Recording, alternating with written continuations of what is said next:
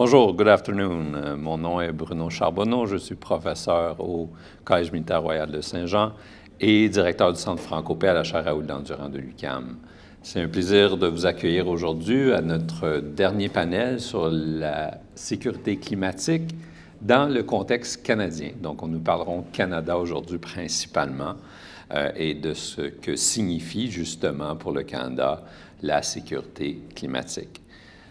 Je présenterai donc chacun à leur tour nos conférenciers et conférencières. Nous avons cet après-midi un bon mélange d'universitaires, chercheurs et praticiens professionnels, militaires et civils. Et donc, je suis très heureux de les avoir parmi nous. Je vous remercie d'être avec nous et j'ai très hâte de vous entendre. Donc, sans plus tarder, je donne la parole à mon collègue, le professeur Will Greaves, qui est Assistant Professor at the University of Victoria. Et il va parler de la politique de la sécurité climatique au Canada. Merci. Bon après-midi tout le monde. Mon nom est Will Greaves. C'est un plaisir d'être ici. Je ferai une présentation aujourd'hui de deux éléments de recherche où j'examine les aspects politiques de la sécurité du changement climatique dans le contexte Ottawa. Nous nous sommes concentrés jusqu'à présent sur la dimension internationale, très importante, mais les événements récents nous ont montré quelque chose, c'est qu'essentiellement, cette question viendra aussi nous affecter également. Je veux tout simplement établir très rapidement, actuellement, c'est une possibilité qui se concentre sur la dimension canadienne des changements climatiques et de la sécurité. Ça commence à changer. Il y a plusieurs initiatives importantes, y compris ce symposium ici, qui s'attaque à cet écart dans la littérature. Ici, sur mes ressources, ce sont les ressources importantes qui ont informé mon travail publié en 2010, qui était une année importante pour les changements climatiques et la sécurité. Dans Golden Bean de l'école de l'Université Western, qui regardait la sécurité, la dimension de la sécurité. Mais une expérience par Liane Smythe et Diane Purdy, qui va regarder les détails et leur impact sur la sécurité au pays. Et une analyse sur laquelle je me suis basé, 3 différentes menaces. Essentiellement, que le premier, la sécurité publique, la deuxième, la sécurité nationale, la troisième, c'est la sécurité internationale. Dans leurs travaux, elles ont noté que la sécurité, le nexus de la sécurité publique, je peux difficilement lire, on peut difficilement analyser ça de manière complète au Canada, fin de la situation. Alors, j'essayais de me positionner, de pousser mon propre travail à cet effet. Ce que je vais vous présenter aujourd'hui de manière fort brève, c'est tout d'abord un survol d'un article que j'ai publié plus tôt cette année, se concentrant sur les changements climatiques et la sécurité au Canada. J'ai dévié un peu de la façon dont Purdy et Smythe ont si vous voulez donner leur analyse. Plutôt que d'avoir 3 domaines de sécurité, j'en ai identifié 5. Mais je vous dirais que cela reflète aussi une sensibilisation accrue aux menaces qu'amènent les changements climatiques. C'est une menace pour le Canada et bien sûr c'est une menace au bien-être, à la survie des Canadiens. Ça amène aussi des menaces économiques, une menace pour l'économie nationale ou régionale à cause des événements climatiques extrêmes et d'autres événements de rupture, mais en tant que producteur de pétrole important et d'énergie fossile, il y a donc aussi toutes sortes de menaces reliées largement au changement climatique. Et ici, je vous dirais que nous faisons face à des problèmes si le reste du monde va actuellement procède avec un agenda de carbonisation, le soi-disant futur vert, et si le pays ne monte pas à bord du train, nous risquons des pertes économiques importantes dans ce pays, quoique distribuées de manière inégale partout au pays, en ayant non seulement une base d'économie de carburants fossiles, c'est une partie importante de notre production économique, notre PNB, mais aussi vont éventuellement voir la disparition du secteur des énergies fossiles. Il y a aussi le domaine arctique à cause de notre important domaine dans cette région et notre côte assez importante et les changements que cela produit parce qu'une partie importante du Canada, de 35 à 40 de notre territoire et une fraction très faible de notre population, moins de 0,1% des Canadiens vivent dans le Nord et la plupart des communautés nordiques sont très petites, isolées. Elles manquent d'accès routier à beaucoup de ces communautés. Elles sont donc très vulnérables aux disruptions climatiques. Ce que nous avons entendu dans d'autres présentations, il y a aussi la fonte du pergélisol au Canada et dans d'autres États circumpolaires. Le quatrième domaine de menace, ce sont les crises humanitaires. Et cela a été et suffisamment large et devrait entendre les crises humaines tant domestiques internationales, les crises internationales bien sûr. Dans certaines circonstances, lorsque vous avez des climats extrêmes, les typhons, les tornades, et d'autres phénomènes extrêmes, mais nous l'avons vu récemment ces derniers mois, le pays n'est pas immunisé contre ces développements. Et c'est donc cette catégorie des crises humanitaires, je vous suggérerais, devrait aussi faire partie de notre compréhension, de notre sentiment d'urgence, et alors que des changements climatiques produisent déjà des épisodes extrêmes au Canada et à l'étranger également. J'en dirai un peu plus long plus tard. La cinquième menace, c'est la radicalisation et l'instabilité. Donc, encore une fois, quelque chose d'assez large, une question de sécurité plutôt large ici, mais dans un article et d'autres travaux que j'ai produits, j'ai identifié ces risques à différents endroits du spectre politique. Si on regarde le spectre politique comme étant la gauche et la droite, on voit des signes de radicalisation liés à la question des changements climatiques, tant à l'extrême gauche qu'à l'extrême droite de la politique canadienne. Et je veux être très clair, ces acteurs, dans ces relations à la question des changements climatiques, comprennent le changement climatique différemment et s'engagent dans des politiques de plus en plus radicales, et ce pour des raisons différentes, avec des objectifs politiques différents, mais sont les changements climatiques qui sont le facteur catalysant et c'est manifeste dans plusieurs formes de protestation sociale, d'action directe, disruptive, perturbatrice, dans différents contextes également, et étant donné la nature de la Fédération outaouaise, le fédéralisme outaouais étant décentralisé, étant donné la diversité des intérêts économiques, mais la composition sociale, les orientations idéologiques de certaines régions du pays,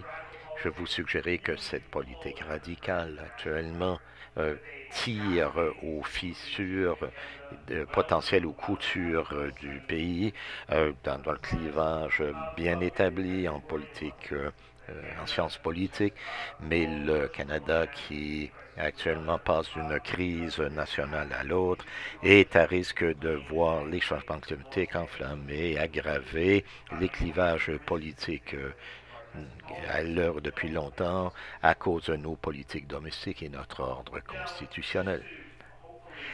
Pour vous donner un exemple bref de ce genre de phénomène, la province où j'habite, la Colombie-Britannique, seulement cette année, montre l'ampleur des défis qu'apportent les changements climatiques.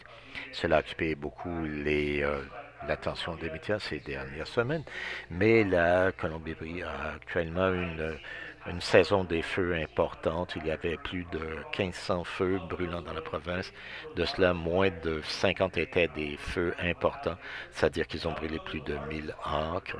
Et le plus grand a brûlé presque 250 000 d'acres.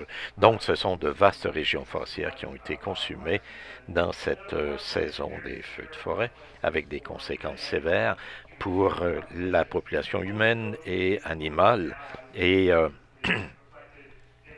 Et cela est reflété dans la destruction de la ville de Layton en Colombie-Britannique, qui est une ville qui n'existe plus et une ville dont l'avenir est en question. Est-ce que ça se sera rebâti? Si oui, comment? Et de manière plus importante, qui paiera pour cela? Cette année, la Colombie-Britannique a aussi fait l'expérience du dôme de chaleur sans précédent, quoi que cela puisse valoir. Les vagues de chaleur qui ont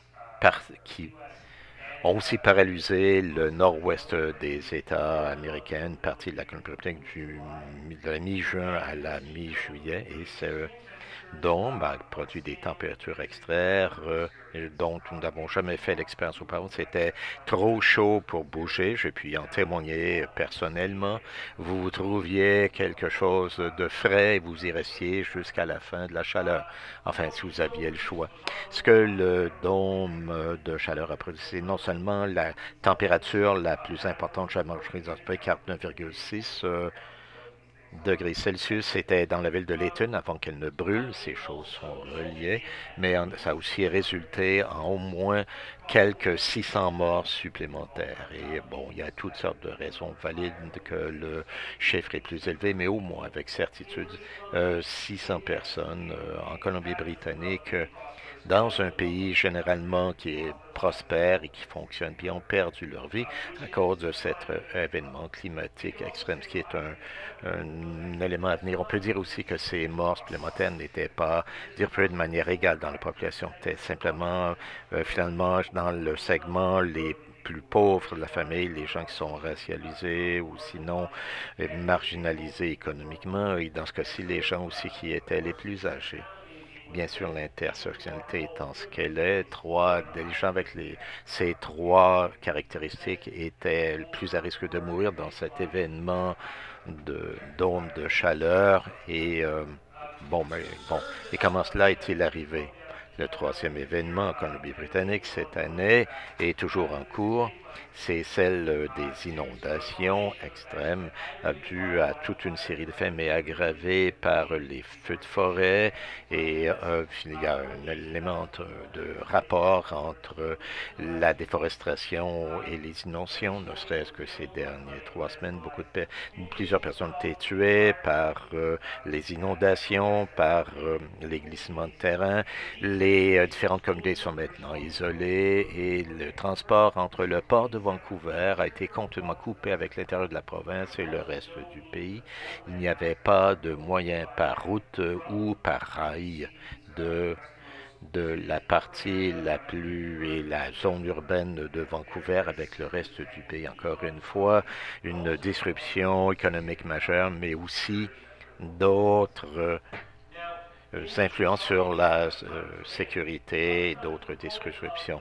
La composante de cette recherche que je voudrais vous présenter brièvement a à voir avec toute la politique qui est reliée.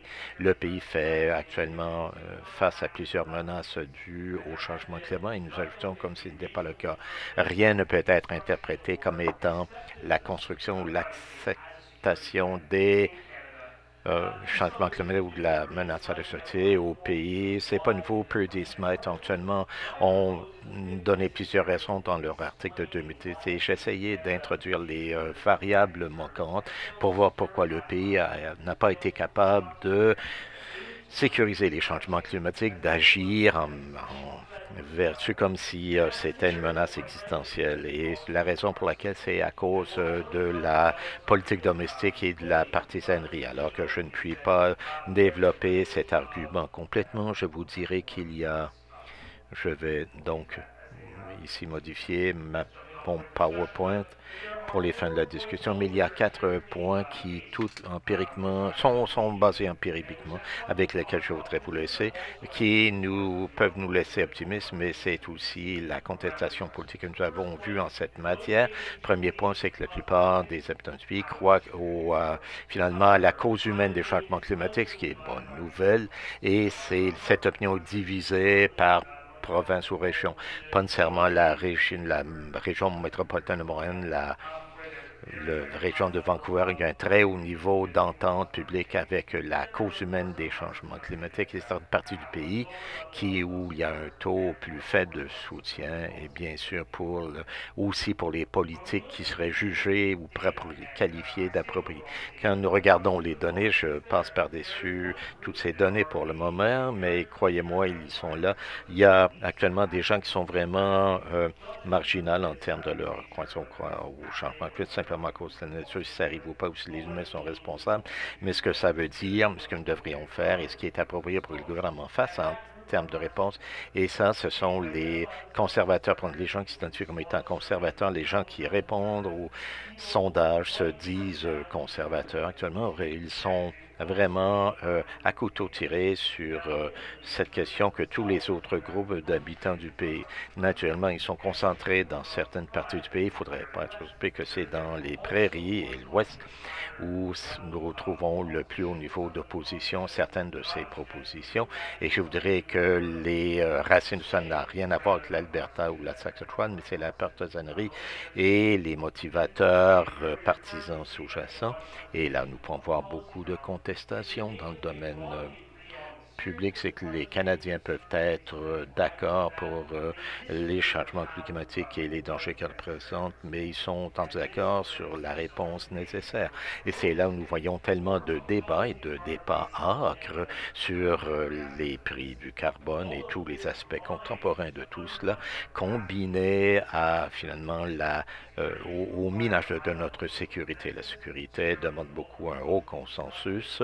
C'est un construct social. Ce n'est pas objectif, ce n'est pas neutre, et pour autant que nous avons des intérêts clairs qui sont contre l'idée des changements climatiques ou l'idée d'avoir une politique jugée efficace, nous serons dans une situation où nous ne pouvons pas répondre de manière appropriée, et naturellement, il y aura des conséquences humaines et économiques en résultat. Merci beaucoup. Merci beaucoup. Merci beaucoup, chers collègues, d'avoir bien mis la table pour nos prochains intervenants. Les deux prochaines conférencières sont en fait des représentantes du gouvernement du Canada. So first, we have 12 minutes, pardon me. Vous avez 12 minutes. Tout d'abord, c'est Kim Ribbentrop, du directeur des politiques à la Défense nationale d'Ottawa. Bon après-midi tout le monde et encore une fois, je veux remercier l'Université du Québec et le Collège militaire de Saint-Jean pour ces discussions intéressantes cet après-midi, ainsi qu'au programme du ministère de la Défense et à le programme pour faciliter ce nom. Kim Rabinchuk, le directeur des politiques des domaines et de la technologie au ministère de la Défense nationale et je couvre toutes sortes de politiques, depuis les cyberpolitiques, les politiques spatiales, jusqu'aux politiques des changements climatiques. Je veux ici actuellement faire part de mes réflexions avec ma collègue Alison Grant regardant l'impact des changements climatiques sur la défense ainsi que notre réponse pour s'occuper de ces risques. Si je prononcerai mes remarques en anglais, parce que c'est la langue avec laquelle je suis le plus à l'aise, je serai heureuse de prendre vos questions, commentaires en anglais ou en français. So climate change is the greatest threat. Les changements climatiques, c'est la plus grande menace auquel nous faisons face en tant que communauté avec ses conséquences à long terme. Aujourd'hui, nous n'avons qu'à regarder sur ces effets dévastateurs sur la vie et le gagne-pain des gens. Nous pouvons anticiper que ces effets deviendront plus aigus dans les années qui viennent, les décennies, en tant en fréquence qu'en intensité. Les impacts seront différents pour chaque région. Certains seront à risque de sécheresse. Dans le nord, ce sera la fonte du Gélisol. Les communautés côtières vont commencer avec des niveaux accrus de niveau marin et alors que je parle en ce moment, vous remarquez que la province de la Colombie-Britannique actuellement fait face à des précipitations abondantes et les changements climatiques auront un impact marqué sur notre sécurité et celle des gens partout au monde. La raison avec plusieurs de nos partenaires mondiaux, le pays va s'assurer que les changements climatiques sont une partie importante de nos réflexions de la défense et avec nos collègues partout au gouvernement, nous allons travailler avec nos alliés, partenaires au niveau international pour répondre à la menace que cela représente. Si vous voulez travailler sur ce domaine, sur les intérêts de la défense du Canada et des forces armées, nous reconnaissons les menaces complexes posées à la sécurité par les changements climatiques et cela évolue à un pas que nous n'avons pas anticipé en 2017. Actuellement, il représente une menace à long terme pour le pays et cela mettra de la pression tant sur le ministère de la Défense nationale que sur les forces canadiennes et le gouvernement commande à un certain moment de prendre des mesures pour la protection du pays et de ses habitants dans l'intérêt de la stabilité. Les changements climatiques demandent aux forces armées des demandes opérationnelles accrues. Les événements extrêmes impose des demandes sur nos militaires, tant de manière domestique internationale, pour répondre aux événements qui se sont accrus ces dernières décennies. Entre 1980 et 2010, il y a eu 6 de ces tournois. On en a vu 30 de 2011 à 2020, il y a 6 mois seulement, juste en juillet 2021. Et ils se sont déployés en 4 opérations domestiques. Aujourd'hui, il y a quelques 500 personnels des FAC en Colombie-Britannique. Alors, quel que soit l'environnement dangereux, il y a un risque accru pour le développement pour nos personnels à l'étranger, tant en vertu des acteurs étatiques ou non dans la région arctique. Par exemple, cela demande un accroissement des activités gouvernementales pour sauvegarder nos intérêts. Les changements climatiques amènent de la déstabilisation. Nous voyons que leurs effets peuvent exacerber les tensions internationales, contribuer à des migrations humaines et à des disputes à propos de l'eau. Et ça amène aussi une déstabilisation qui accroît la demande sur les FAC pour qu'ils se déploient à l'étranger. Ensuite, les forces armées canadiennes voient actuellement les changements climatiques comme étant une perturbation à l'énergie, à l'accès à l'eau, dommage au pergélisol, à la propriété, ou à la surveillance et à toutes sortes de cycles naturels et à l'infrastructure. La destruction d'infrastructures actuellement demande du soutien, des missions de soutien, autant aux missions opérations domestiques autant qu'à l'étranger. Et actuellement, tout ce qu'il y a au niveau sont affectés par les conditions les plus difficiles auxquelles elles font face. À l'avenir, il faudra savoir comment faire face à cette demande sans miner la capacité des militaires à répondre à leur mission.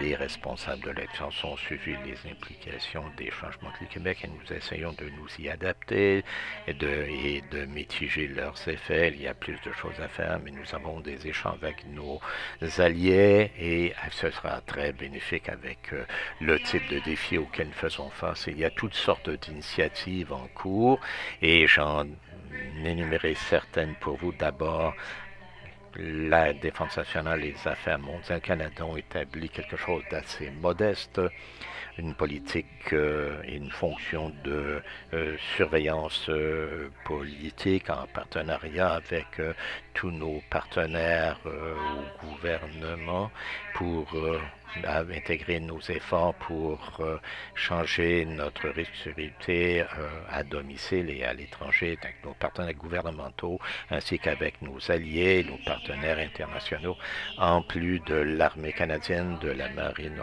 royale et de l'aviation royale. Ils évaluent les impacts des changements climatiques sur leurs activités. Les résultats de ces revues vont modifier la définition des missions, de l'équipement, de la formation, de l'entraînement et de l'environnement d'opération. Nous développons également un cadre d'adaptation au risque des changements climatiques pour protéger nos programmes et nos infrastructures critiques et aussi la capacité modeste qu'ont les renseignements des FAC qui sera investi au niveau des changements climatiques et leur sécurité qui sont reliés pour suivre le développement. Les changements climatiques au Moyen-Orient, en Afrique, où il peut y avoir un impact sur le développement futur des militaires. Et finalement, en termes d'initiative, nous n'accomplissons pas ces activités seuls, mais avec nos partenaires internationaux et nos alliés, avec d'autres intervenants de la société canadienne, entre autres le secteur académique. La défense et recherche également des éléments mitigateurs pour ajuster non seulement les symptômes des changements climatiques, mais également leur cause. C'est notre responsabilité de mitiger nos missions dans différents secteurs et aussi de notre responsabilité environnementale.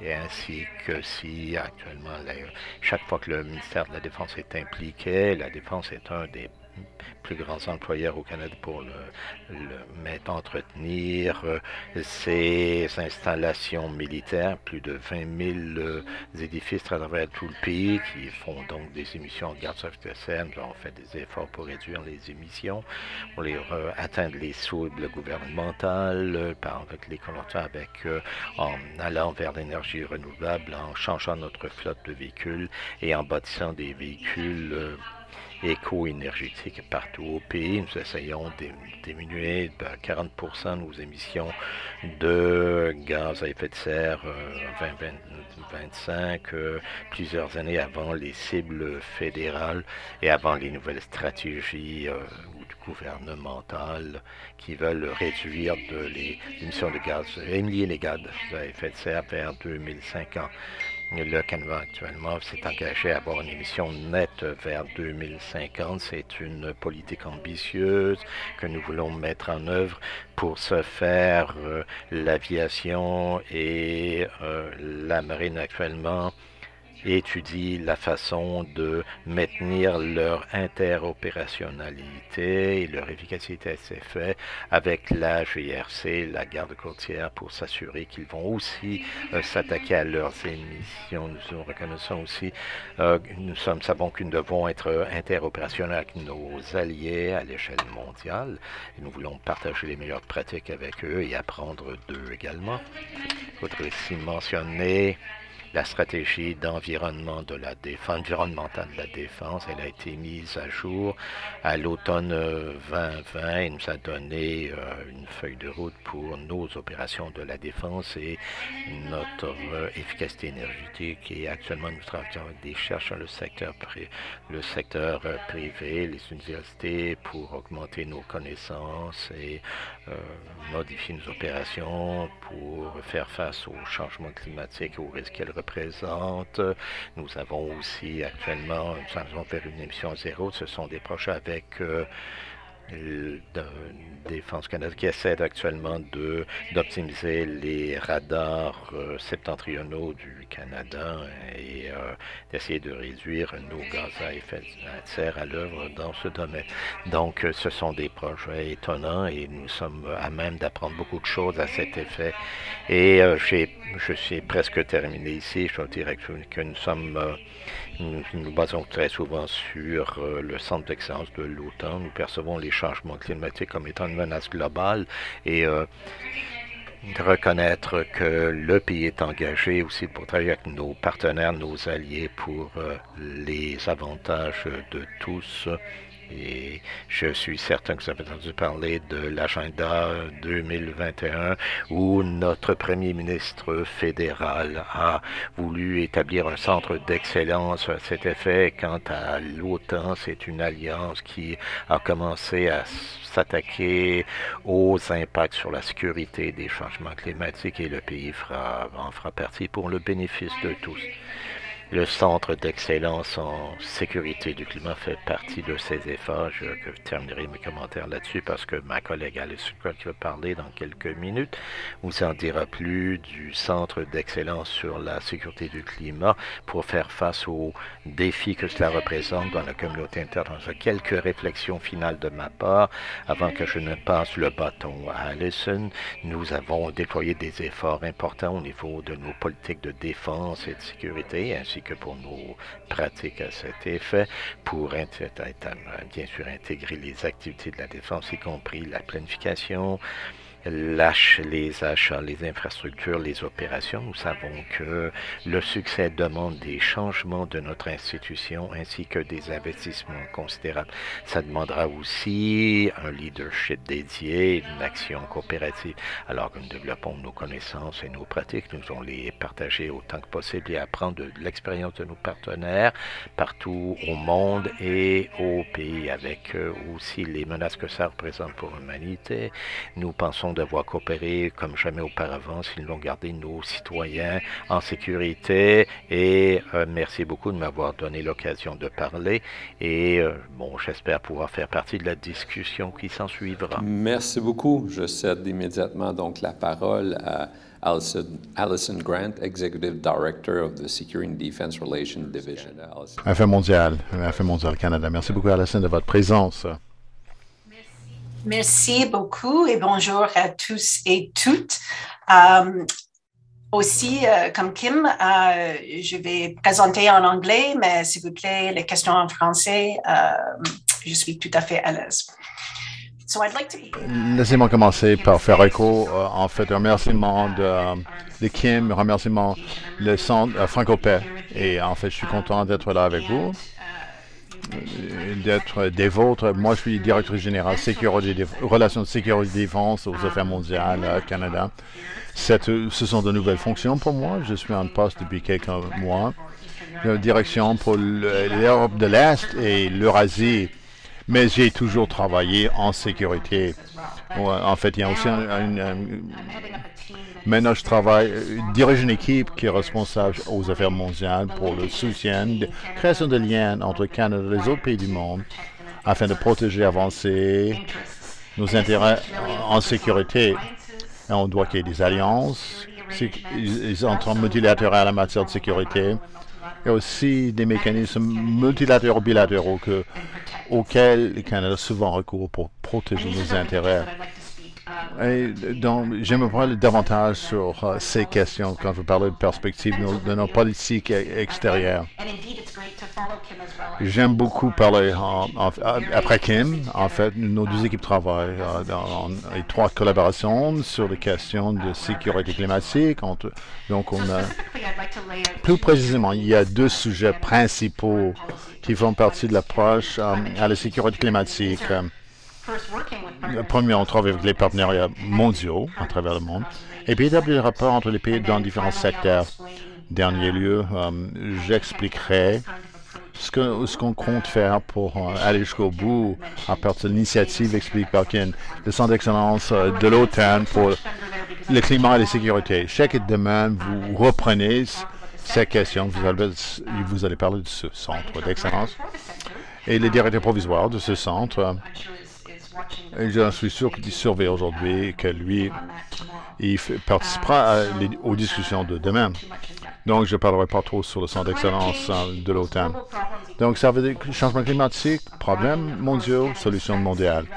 Donc, on va appliquer les forces du Canada, ce qu'on a l'intention de faire, afin de trouver des solutions aux problèmes d'ordre mondial. On va obtenir des solutions, ce que le monde peut offrir, mais puis le ramener chez nous aussi, ce qu'on trouve dans d'autres pays. Créer des liens entre nos experts à l'intérieur du Canada et à l'extérieur, à l'intérieur et à l'extérieur du gouvernement, et avec ceux qui sont à l'extérieur. Il faut quand même travailler en collaboration, en fait, pour mesurer et résoudre l'impact. Aucun pays ne peut le faire seul. Donc, il ne faut pas travailler en isolation, ça ne marchera plus. Pour cette raison, on profite une coopération mondiale dans nos relations bilatérales et multilatérales, particulièrement notre engagement par deux institutions qui travaillent dans la mission, les Nations Unies et l'OTAN, qui travaillent tous les deux sur la sécurité et le changement climatique. aux Nations Unies, on fait partie d'un groupe d'amis, en fait, où on essaie d'examiner les risques en climat et en sécurité, et augmenter l'implication de l'ONU. En fait, aux institutions onusiennes aussi, pour établir, dresser les liens entre le conflit, changement climatique, pour soutenir, en fait, le mouvement de la paix à l'intérieur de l'OTAN, qui est une alliance militaire, et moi, je suis responsable le Canada est un membre actif de l'alliance et ses objectifs et plans d'action pour la sécurité. Comme Kim a dit, ça a été adapté au sommet de l'OTAN au mois de juin. C'est un domaine d'intérêt croissant pour l'OTAN, le climat et la sécurité, étant de reconnaissance parmi les alliés. Changement climatique aura un impact important sur les intérêts de sécurité de toute l'Alliance. Nous avons une trentaine d'alliés au sein de l'OTAN. On va augmenter notre connaissance des conséquences climatiques et s'adapter aux risques identifiés. Cherchons de façon de contribuer, en fait, à l'exigence, en fait, l'atténuation des risques climatiques par la réduction des émissions et la réduction des interventions militaires au centre d'excellence. Mais je me revenir aussi que l'OTAN travaille également au raffinement de son concept stratégique de l'OTAN, ce qui explique la stratégie de l'Alliance et l'objectif et les raisons d'être de l'OTAN et nos tâches ou responsabilités en sécurité. C'est un pierre angulaire, un document central et on discute fortement à quoi ça doit rassembler finalement le concept stratégique. On espère conclure la discussion en fait au prochain sommet de l'OTAN. Canada travaille activement pour examiner comment l'OTAN pourra aborder, résoudre les problèmes de changement climatique. Donc, changement climatique. J'aurais souhaité être présent aujourd'hui, en fait, pour vous donner, en fait, à Riga, on a un sujet aussi, mais alors moi, je n'ai pas le rapport encore de la réunion qui s'est passée à Riga hier. Notre ministère des Affaires extérieures était présent. On a parlé précisément de questions de sécurité climatique et en fait l'impact sur le concept stratégique de l'OTAN. Le centre d'excellence, j'y reviendrai. Mais pour le moment, je dois dire que les relations Canada prennent de ses amis, de ses partenaires, de ses alliés, pour notre expertise sur les questions des travaux en matière de sécurité climatique à l'échelle mondiale. Je parle d'intérêt bilatéral. Et depuis quelques jours, on a eu 2 réunions ministérielles. J'ai été responsable. Notre ministère des Affaires extérieures était présent en Europe. Elle a eu aussi des interactions bilatérales avec les ministères des Affaires extérieures de nos pays voisins. Et demain, en fait, il y aurait beaucoup de conversations bilatérales sur la sécurité climatique avec nos alliés. Les liens aussi qui doivent être clés. Pourquoi est-ce qu'on a une approche multisectorielle au problème de changement climatique et sécurité? C'est un problème complexe, nous savons, mais c'est omniprésent en même temps. Dangers associés aux dangers climatiques, il y a les menaces à la vie, au gain-pain, en fait, et insécurité humaine globale mondiale. On parle, c'est un multiplicateur de menaces. Les risques sont variables d'une région à l'autre. Ça peut toucher les communautés et même les foyers.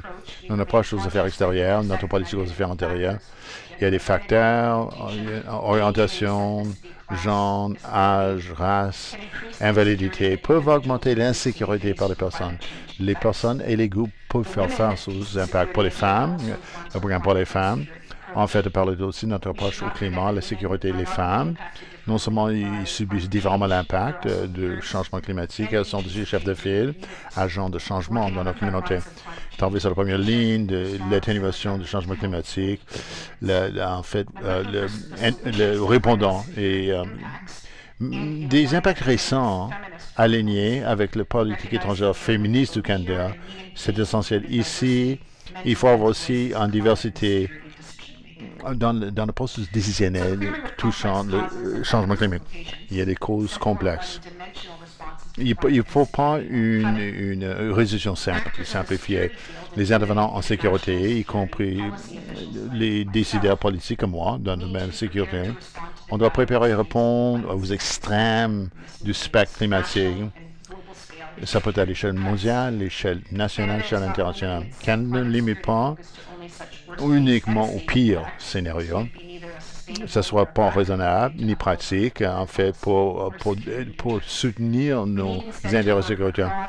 Il faut travailler à travers toute la gamme de problèmes climatiques et trouver des solutions, et pas des réponses uniquement. On soutient le triple nexus. C'est le terme qui parle des liens, des rapports entre le développement humanitaire et la paix. Le développement et la paix. Il faut apporter la sécurité climatique pour assurer que toutes les interventions sur le spectre sont en faveur de la sécurité. Une approche multilatérale doit impliquer forcément les acteurs du triple nexus et aussi des civils, défense, militaire, industrie, sciences, universités et la société civile. Donc, Triple Nexus Plus, ils ont tous leur rôle à jouer pour aborder aux questions de changement climatique et les impacts sur la sécurité. Affaires mondiales Canada, nos partenaires, veulent faire la promotion de ces liens, ces rapports pour abattre les silos. On a commencé déjà, en fait, au sein du gouvernement du Canada. J'ai déjà parlé de l'Affaires mondiales Canada et notre partenariat avec le ministère de Défense nationale, y compris les questions de climat et de sécurité. Mais notre exemple, Affaires mondiales, qui travaille avec Environnement et Changement climatique Canada. Un autre ministère, on travaille avec ces deux ministères pour poursuivre nos affaires mondiales, pour financer, en fait, des projets pour l'atténuation des risques climatiques, afin de renforcer notre résilience. Au mois de juin, le Canada a doublé son engagement de 5,3 milliards sur 5 ans, y compris le financement de plus pour les projets d'adaptation et des solutions axées sur la nature. Le Canada également va jouer un rôle pour soutenir les liens entre les domaines commercial, industriel et civil. OK, on a perdu Alison. We lost Allison. So we'll just move with then the next speaker. Our next speaker, for academics like me, we've all read his work. Simon Dalby is professor at the Balzilli, School of International Affairs at Wilfrid Laurier University, and he's also a senior fellow at the Center for International Governance and Innovation. And he'll probably reply to some of the things that have been said so far and talked about whether climate security needs a new paradigm, or we should talk about security from a new or different paradigm. Simon, thank you for being with us. Your turn. Thank you. I'm glad to be with you, but apologies for not making it to Montreal, but between finishing my book manuscript earlier in the week and having to teach this afternoon, it was just not feasible. So what I did yesterday was simply put together a short paper trying to come at this from, yes, a new paradigm perspective. I'm delighted to see that both the Canadian Armed Forces and Defence folks, as well as the Global Affairs, are tackling this from their perspectives comprehensively. It's late in the day, but it's really good to see this happening. And I want to just say that nothing that follows is to denigrate their efforts. My audience is actually for sort of a larger academic question that is posed implicitly by Bruno's title for this workshop, which is simply, do we need a new paradigm? And I stopped and thought about this.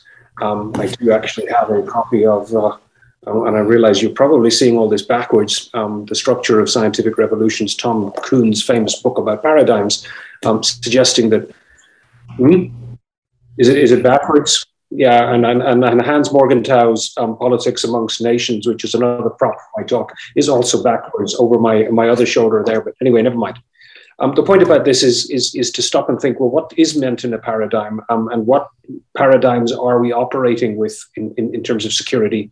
And given the enormity of climate change, how might we work backwards and think much more carefully about the world and how it's being changed? I've been having to do this because I was on the hook for this book that I've been working on now for the last 18 months or so, just called Rethinking Environmental Security. And the manuscript is finally done, but it required me to go back and think a lot harder about, well, how do we actually think about this notion of security? Back to Morgenthau and his classic text on realism, in which he sort of explicitly talks about power as what it's all about. We'll read the first chapter, it's just the first few sentences, it's right there. That's the task that we have to engage. And one ends up very quickly thinking in military terms, in terms of firepower, the ability to impose one's will on an opponent using fire in its various dimensions, both propulsion and explosive capabilities is crucial to the military arts. And as the technologies become ever more sophisticated, that doesn't change much.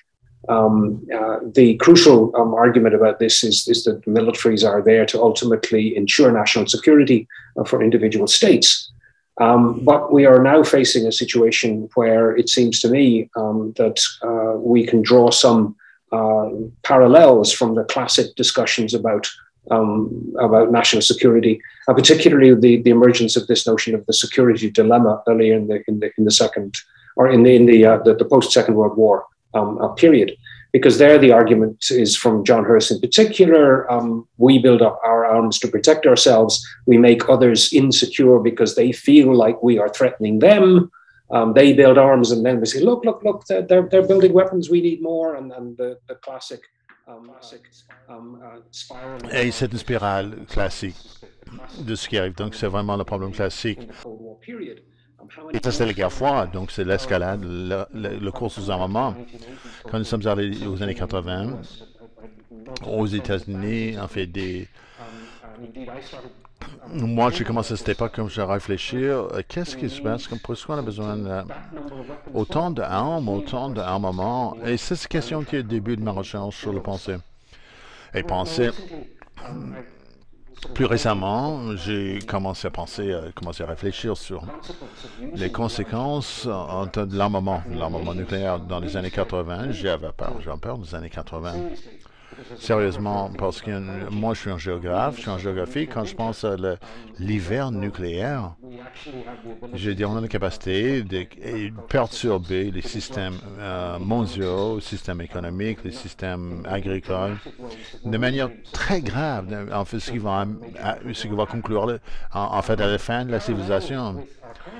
En parallèle, actuellement, il semble, comme à court et à long terme, à moins d'agir rapidement, il y a la possibilité réelle, en fait. Il peut y avoir une dévastation de la même envergure.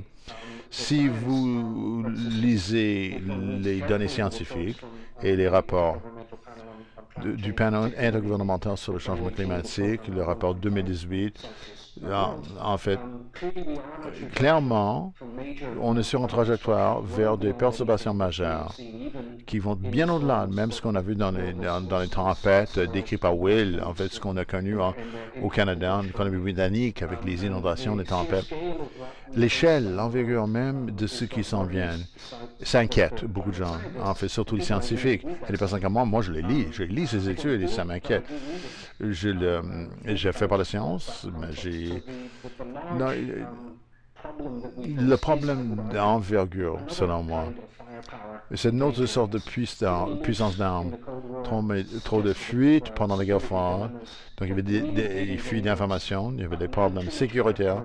Maintenant, trop de puissance d'armes, avec l'utilisation des carburants fossiles, quand 80% de notre système d'énergie est axé sur les carburants fossiles.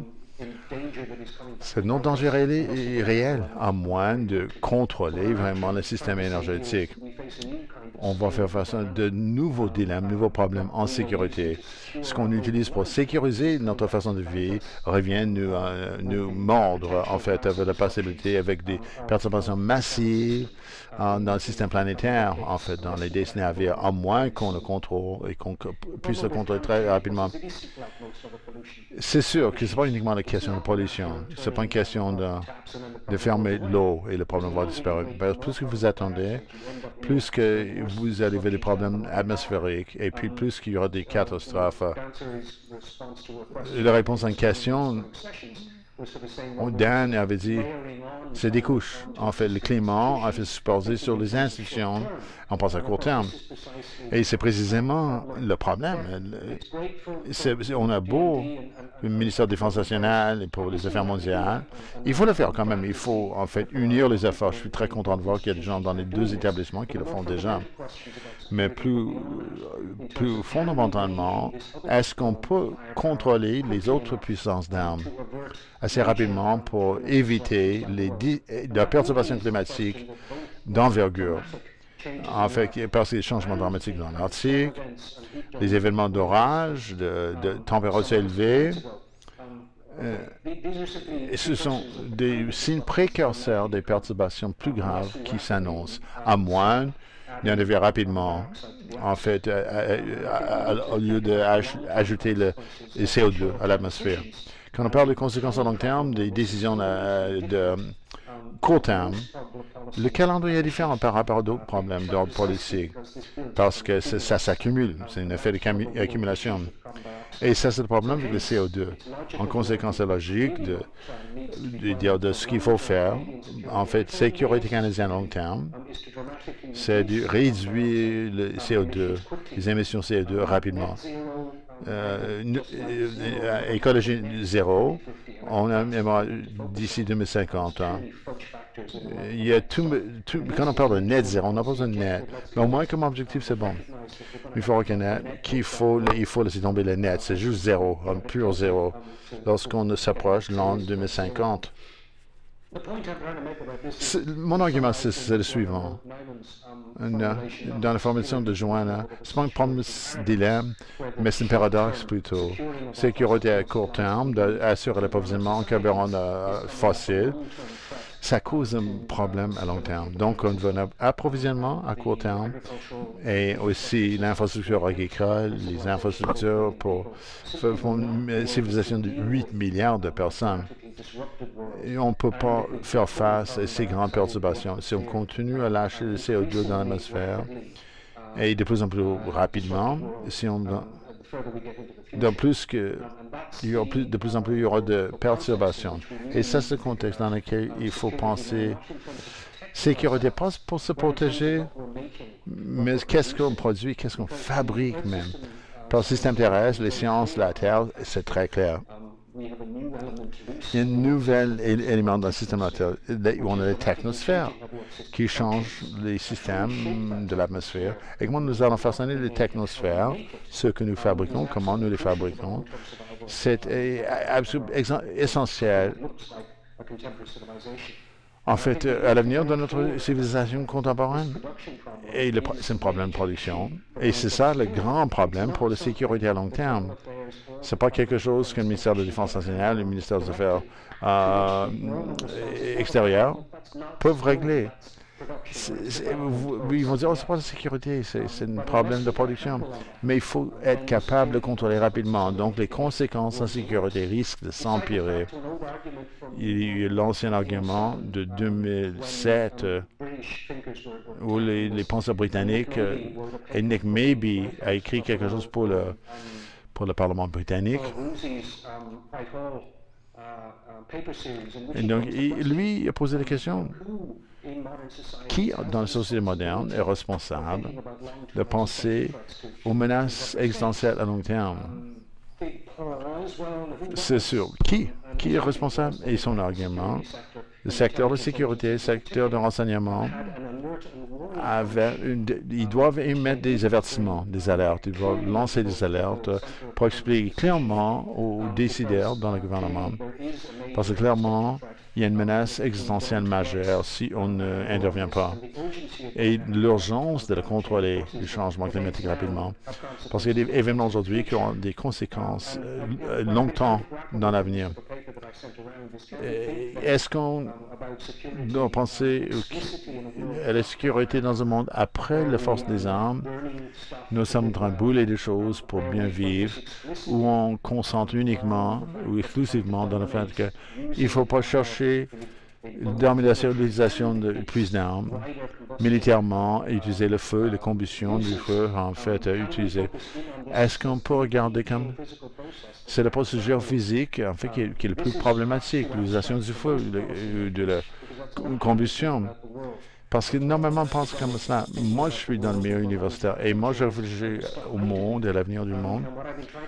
Et ce que j'essaie d'expliquer, c'est quoi la métaphore pour approcher la gravité et la nécessité de réfléchir comment est-ce qu'on peut limiter la force d'armes.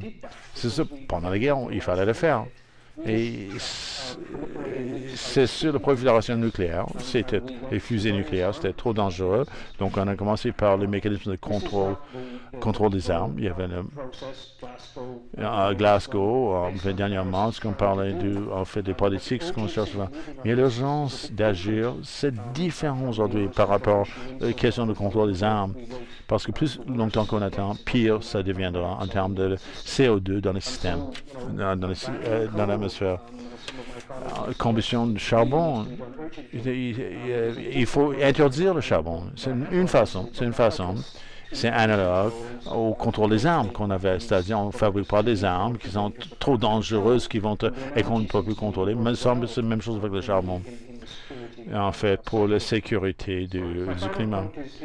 En conclusion, il faut reconnaître également, et c'est normal, ça va en fait dans les études sur la sécurité, les dangers réels, c'est de penser aux affaires extérieures, sécurité internationale. C'est comment les autres nous voient. C'est une question ethnocentrique. C'est une menace, en fait, totale pour les études sur la sécurité. Et les fonctions canadiennes, le rôle canadien, nous produisons les pires émissions parmi les pays du G7. Peut-être pas comme l'Australie, mais l'Australie ne fait pas partie du G7. On a beau parler du climat, mais on n'a pas réduit nos émissions. Il y a en fait, on crée de plus en plus d'infrastructures pour les carburants fossiles. Et est-ce qu'on nous prend au sérieux? Est-ce qu'on on a une réputation sérieuse? Là, il faut nettoyer notre propre maison avant de faire des déclarations internationales sur la réduction de nos émissions. Ce qui va proposer à l'international que les Canadiens sont véritablement sérieux. Si on veut qu'on nous prenne au sérieux, il faut nettoyer notre maison. En fait, il faut contrôler les émissions par personne. C'est à l'extérieur de l'agenda standard de défense nationale et des affaires extérieures. Mais les établissements canadiens, les cadres canadiens, doivent trouver une solution. En fait, la prochaine économie commande, on va vraiment réduire la vulnérabilité de nos infrastructures tout en bâtissant une économie qui n'est pas dépendante du carburant fossile. Et c'est une question de production. Oui, c'est une question de triple nexus, c'est sûr. Et je pense qu'il nous incombe, en fait, d'aller plus loin dans le débat. En fait, surtout dans la conversation politique au Canada. Ce que Will a dit, difficultés partisanes, j'ai un collègue qui m'a suggéré dernièrement, est-ce qu'on a besoin de demander la permission? Dans mon travail que j'ai suggéré, en fait, il faut peut-être faire le débat pour...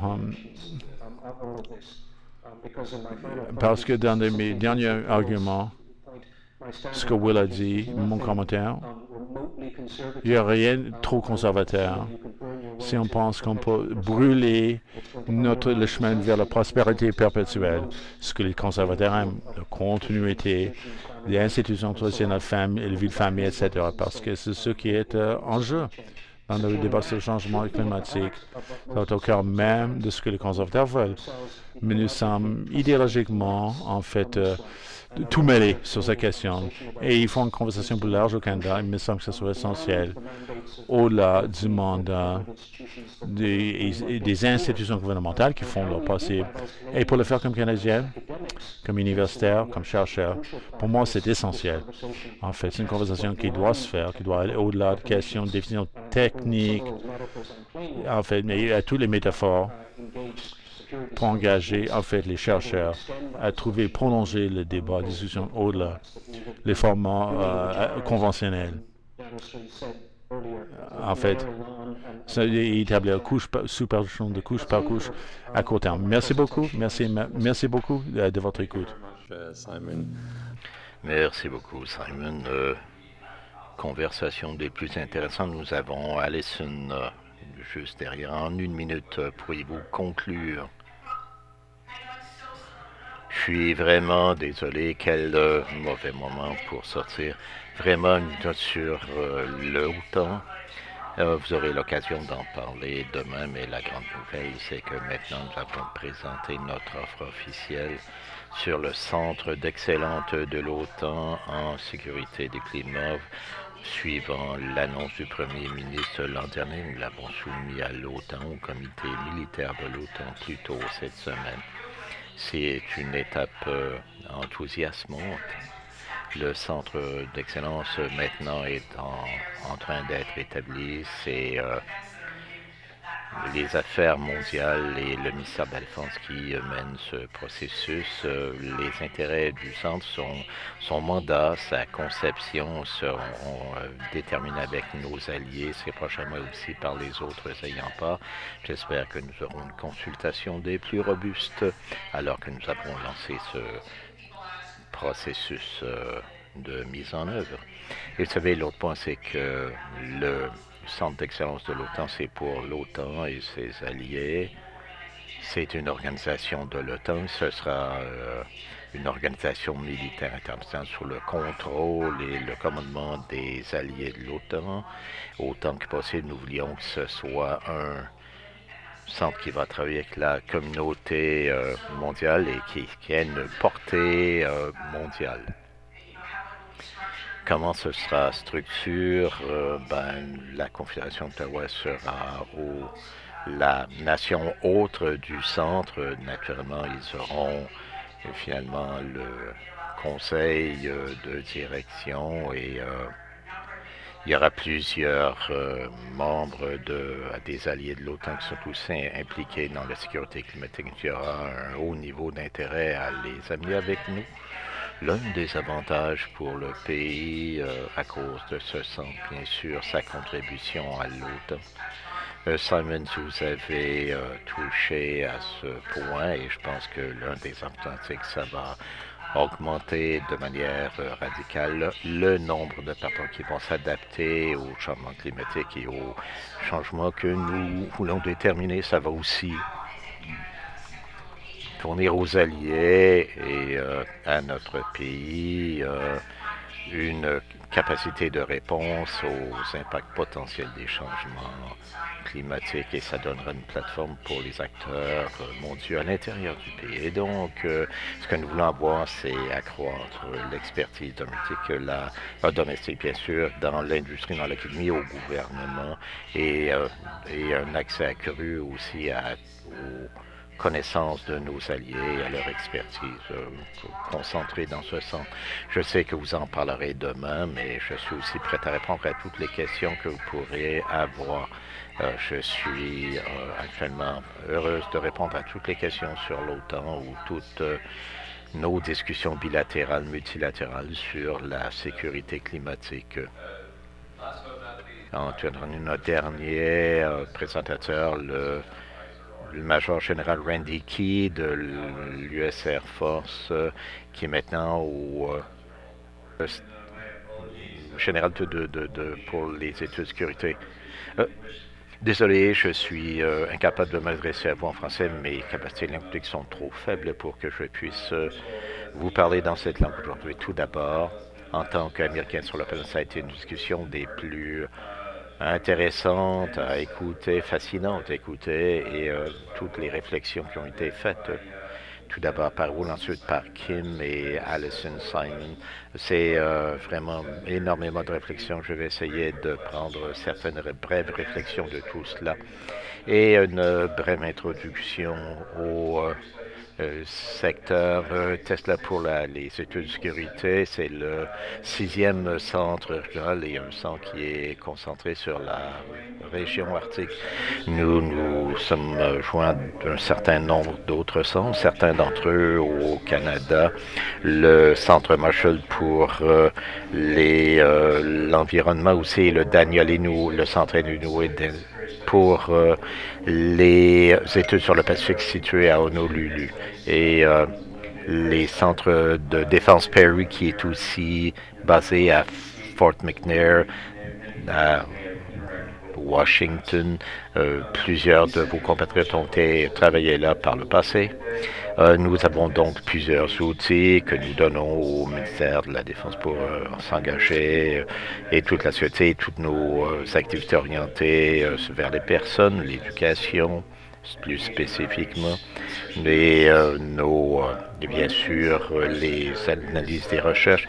Notre centre vient d'être établi l'été dernier et il a une mission, c'est d'avancer les connaissances sur l'impact des changements climatiques actuellement.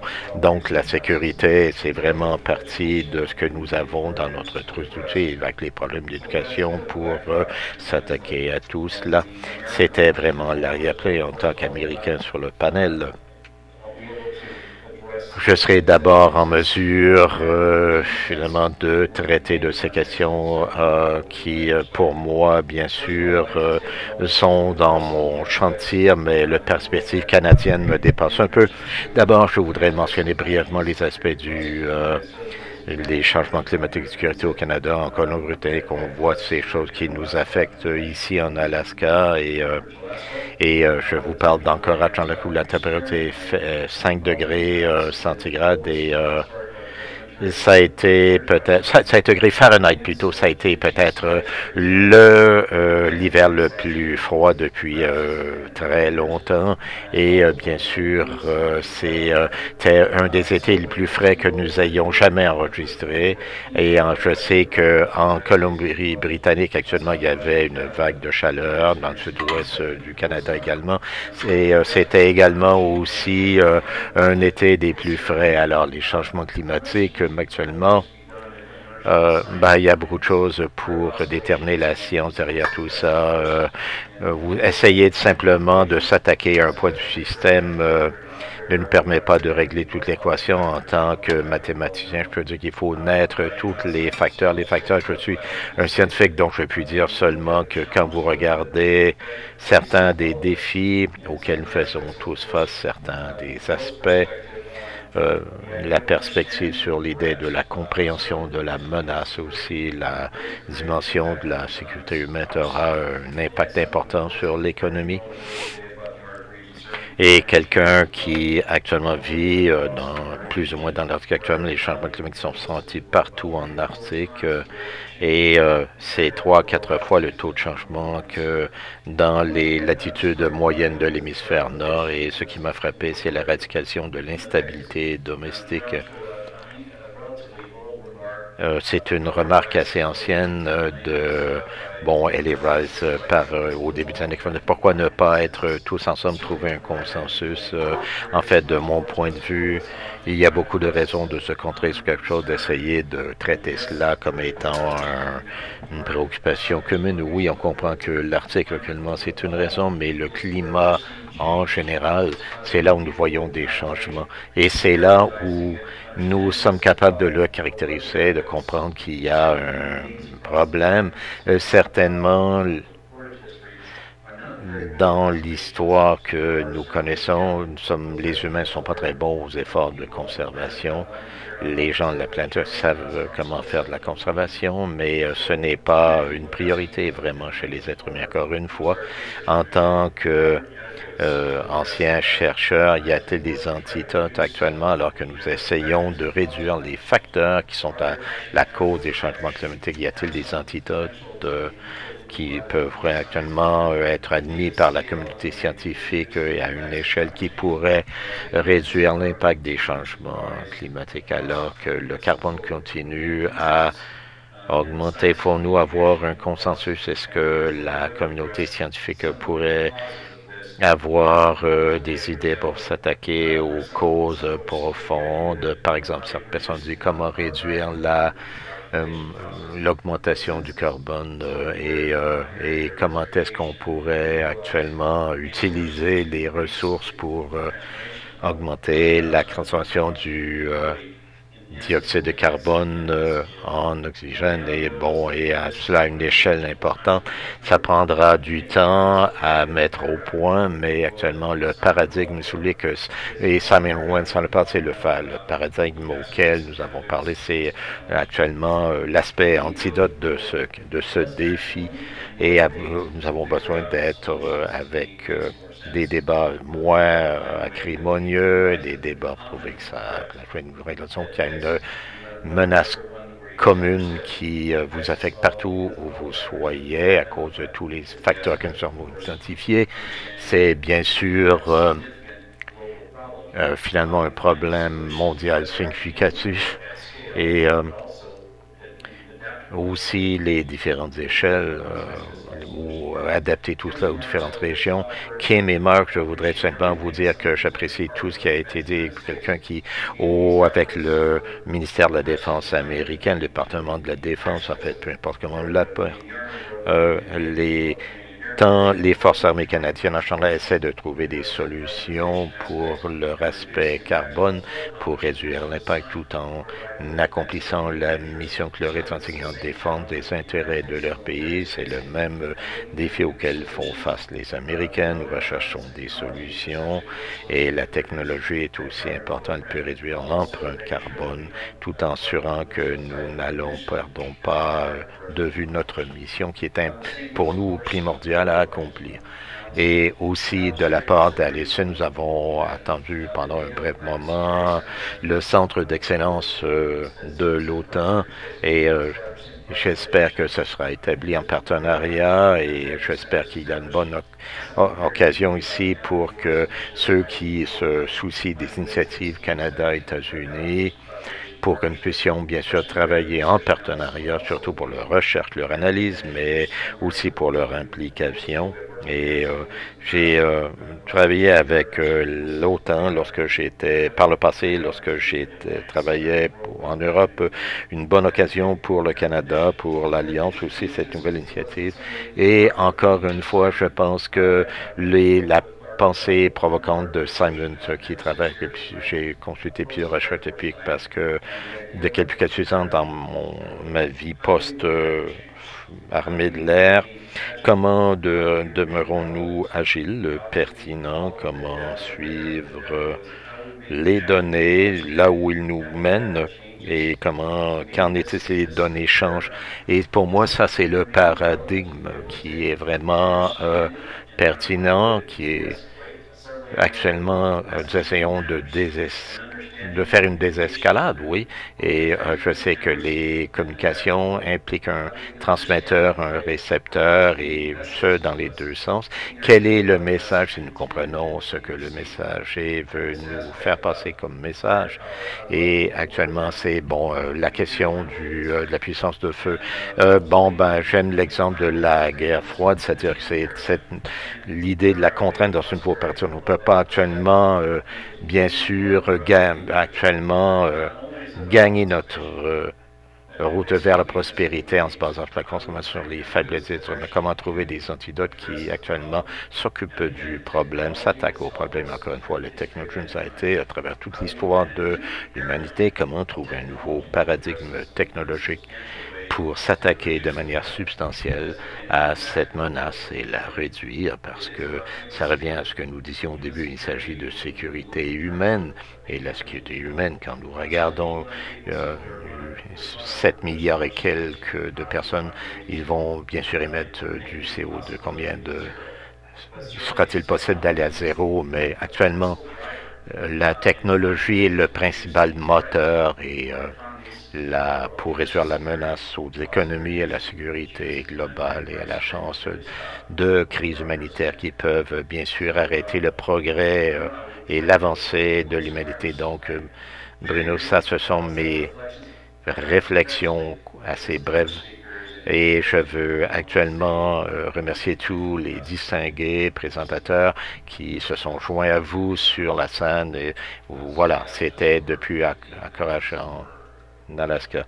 Merci, Général. Nous avons encore quelques 15 minutes pour la période de questions, pour que les gens puissent déterminer ce qu'ils veulent poser comme question. Peut-être une question brève ou générale pour le panel. En fait, durant toute la journée, le panel et Simon l'a bien énoncé également. Il y a différentes compréhensions de ce qu'est la sécurité et une autre façon de poser la question, je la poserai au panel. De qui est-ce la responsabilité ou de qui serait-ce la responsabilité finalement d'établir la sécurité? Simon a posé la question si Affaires internationales, c'est le ministère de la Défense peut faire certaines choses, mais de manière ultime ne peuvent pas résoudre la question. Terminer par exemple l'utilisation des carburants dits fossiles. Et alors je lance l'idée. Si vous voulez répondre à la question en question, au moins, nous avons Christian qui voudrait poser une question.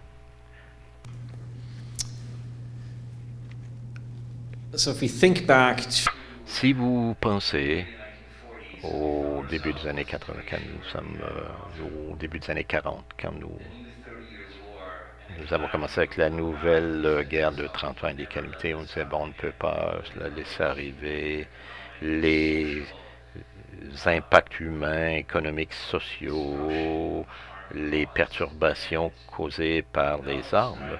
Nous avons développé une stratégie pour le monde de l'après-guerre,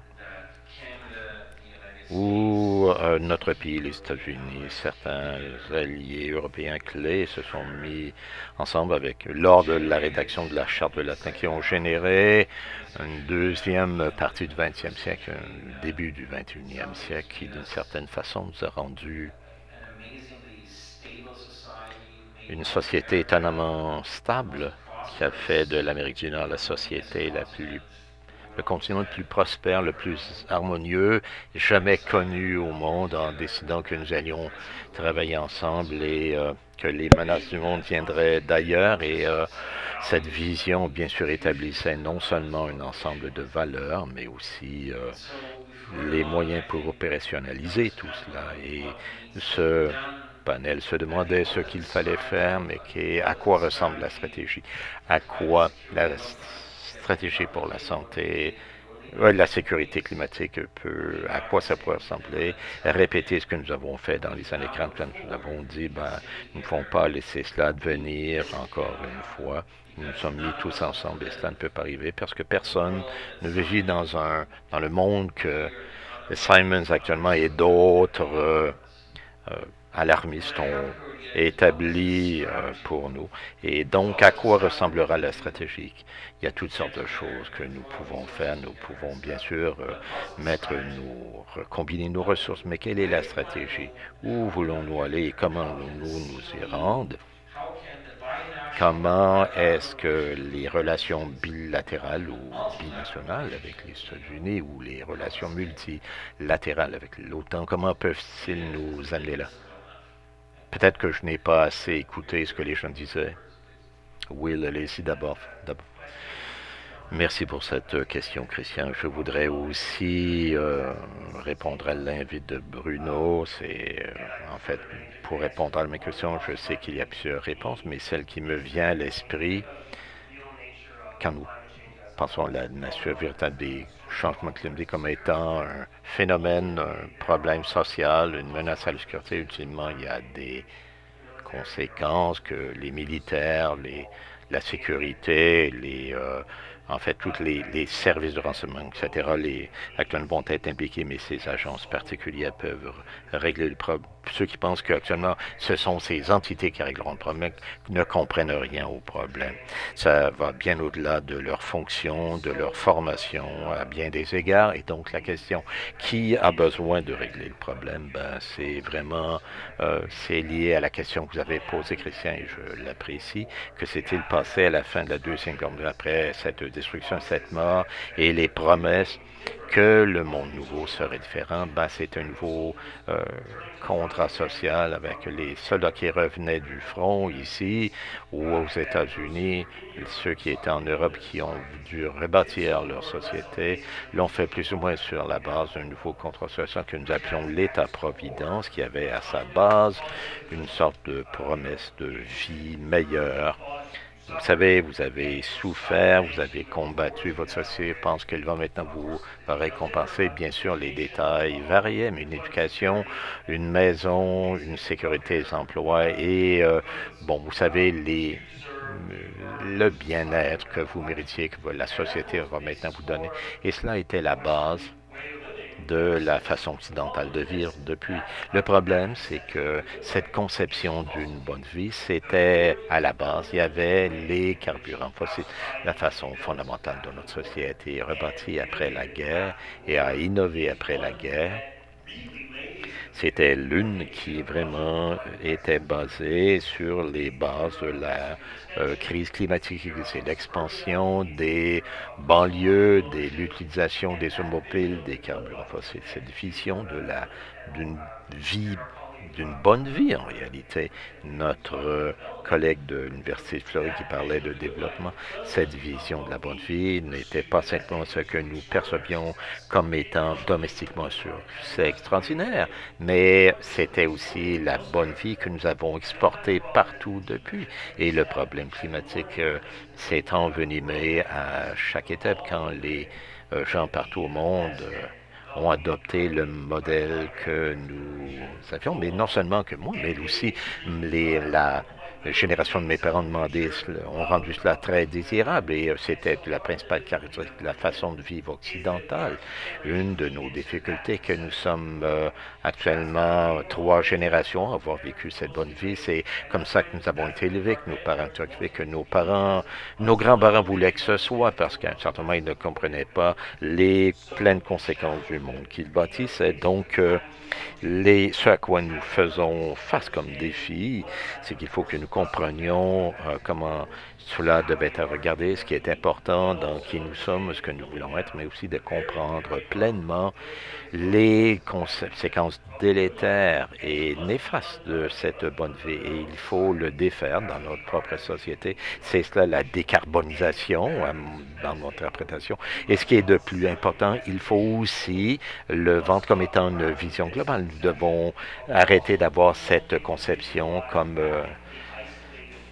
une humanité radicalement isolée, utilisant des concepts qui étaient utilisés par les gens dans le sud-est asiatique en Chine, sur le continent africain et d'autres parties hautement peuplées du monde. Parce que au-delà de ça, c'est tout simplement insoutenable dans un monde avec un climat stabilisé. Alors quand vous suggérez que le gouvernement, les institutions, actuellement ne peuvent pas changer, ben vraiment, c'est nous, les citoyens riches de l'Ouest, les citoyens... Bon, OK. Oui, on peut jouer avec bon, oui, les signaux de vertu, tout ça, je comprends ça. Mais c'est pas ce que...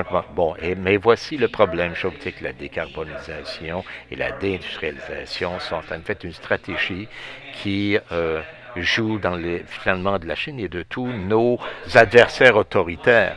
Que veut la Chine? Elle veut s'assurer que nous allons envoyer toute la production de l'Occident en Chine, maximer l'argent que nous en prenons en Chine pour financer notre décarbonisation, notre transition carbone sera vraiment ruineuse et s'assurer que ce sera la mort de nos pays d'une façon qui permettra à la Chine de remplir ses objectifs. Et je pense qu'ils sont prêts à le faire à un coût vraiment très important pour la Chine et pour la planète.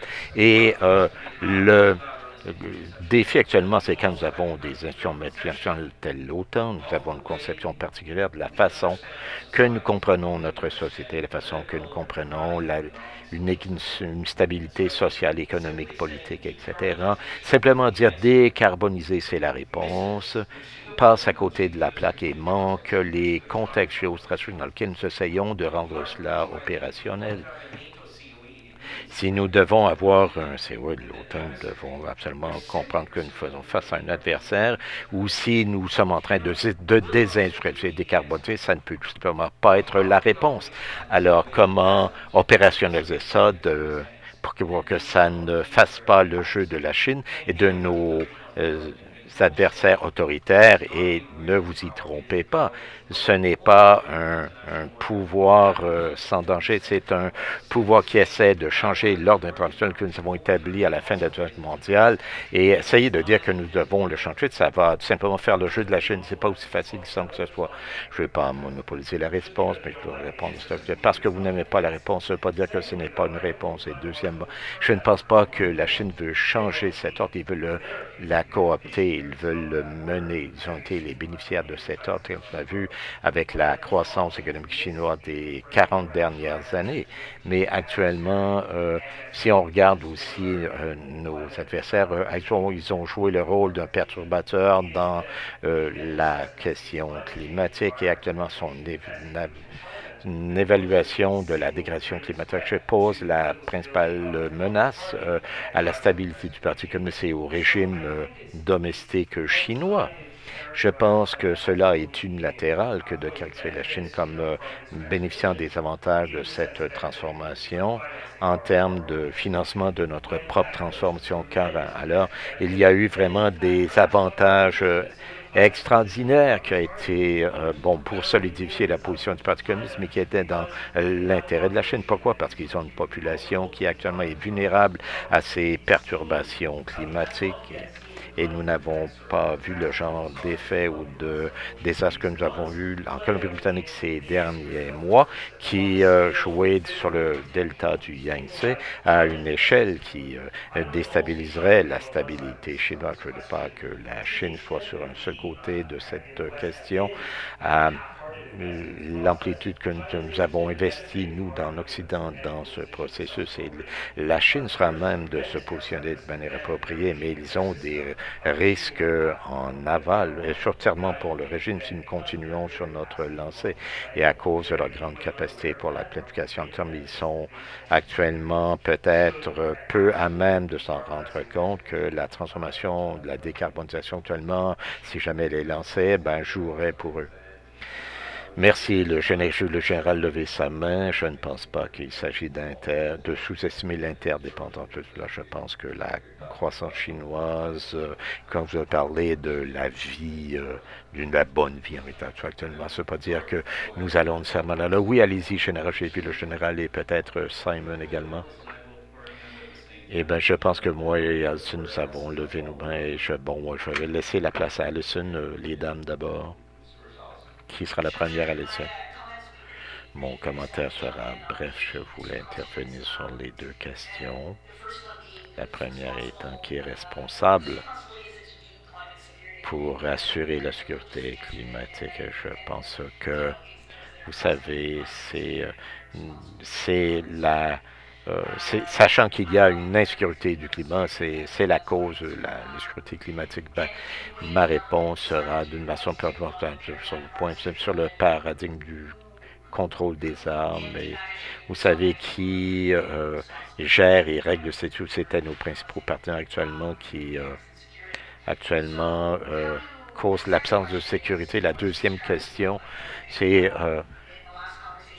quelle est toute la stratégie? Comment pouvons-nous opérationnaliser notre sécurité climatique? J'ai parlé de l'OTAN, mais ils ne pourront pas donner toutes les solutions. Attendre toutes les solutions de l'une des premières étapes, et on va commencer à le faire. C'est vraiment de s'assurer que c'est à l'agenda, non seulement de l'OTAN, mais le plus haut de l'ordre du jour, quand d'autres organismes actuellement vont faire face à la sécurité, le G7, le G20, d'autres organismes, ou s'assurer que l'insécurité climatique est en tête de liste et s'assurer que nous pouvons opérationnaliser l'approche en tandem que nous avons avec la sécurité, d'avoir des mesures complètes pour s'adapter, assurer la résilience, la sécurité, et ensuite d'avoir aussi un programme ambitieux de mesures de mitigation. Je pense que essentiellement cela résume ce que la stratégie devrait être. Merci. Tout d'abord, Christian, j'apprécie votre question. Comme quelqu'un qui a été un planificateur militaire, la stratégie a 3 aspects. Les moyens, les données et les objectifs. Ben, je pense pour ce qui est des objectifs, encore une fois, vous voulez réduire et éliminer l'impact ou travailler vers l'élimination de changements climatiques qui vraiment ont un impact sur la sécurité humaine. Ces aspects que vous avez mentionnés au commencement. Et bien sûr, il y a là toutes sortes de lignes d'effort que toutes les nations, toute la communauté internationale actuellement devrait baser ça sur le construct de consensus. Regardez les efforts internationaux de l'histoire récente, etc.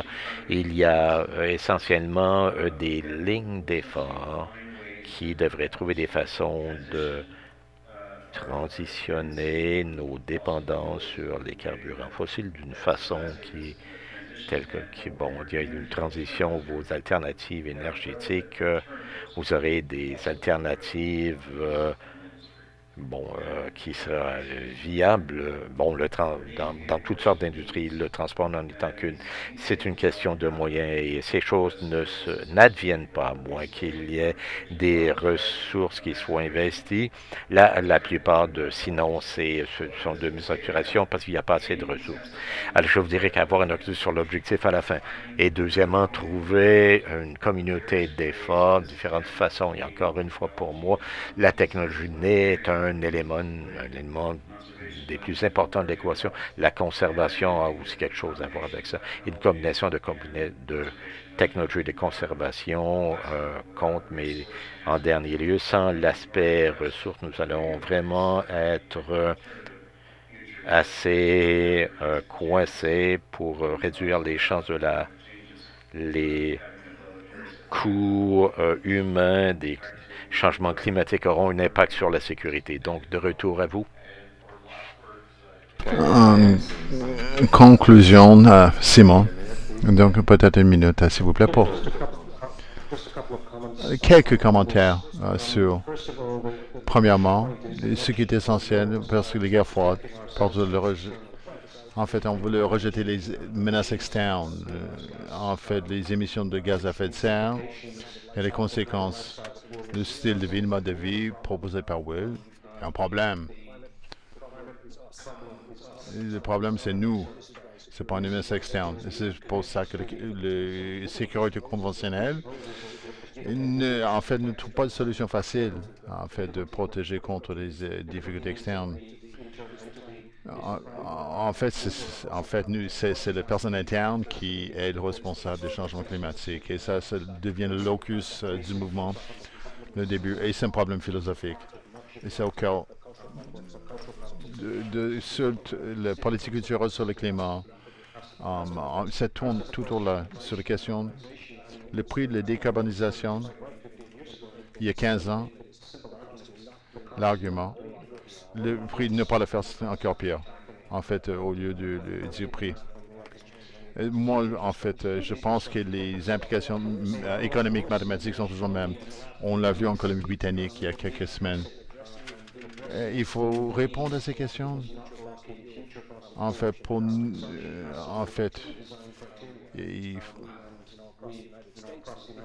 Aux États-Unis, il y a tout un débat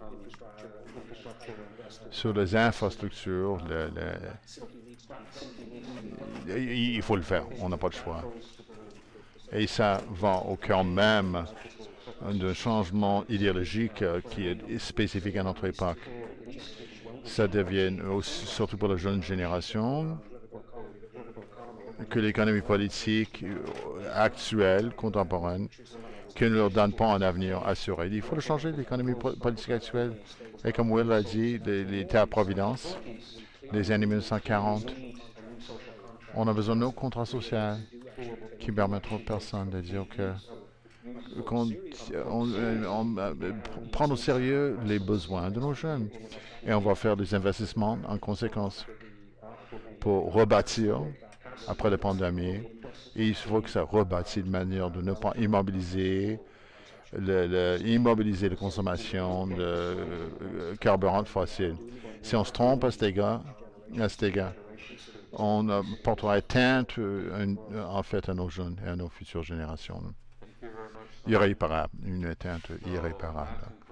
Je veux remercier donc tous nos panélistes, tant de ce panel, mais aussi de toute la journée, nos conférenciers, conférencières d'un peu partout à travers le monde pour un excellent colloque.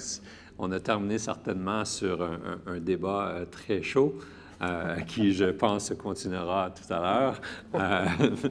Pas sur Zoom. Donc, je remercie tout le monde aussi qui a été avec nous. Comme nous avons dit dès le début, le tout sera disponible, je ne sais pas, dans une semaine ou deux, quelque chose comme ça, sur la chaîne YouTube, notamment de la chaire Raoul Dandurand. Donc, je remercie l'équipe technique, nos traducteurs, l'équipe de la chaire Raoul Dandurand, Françoise, Ivana, qui sont encore là, qui sont toujours là et résilientes. Merci à tous et tout le monde et à la prochaine fois. Merci.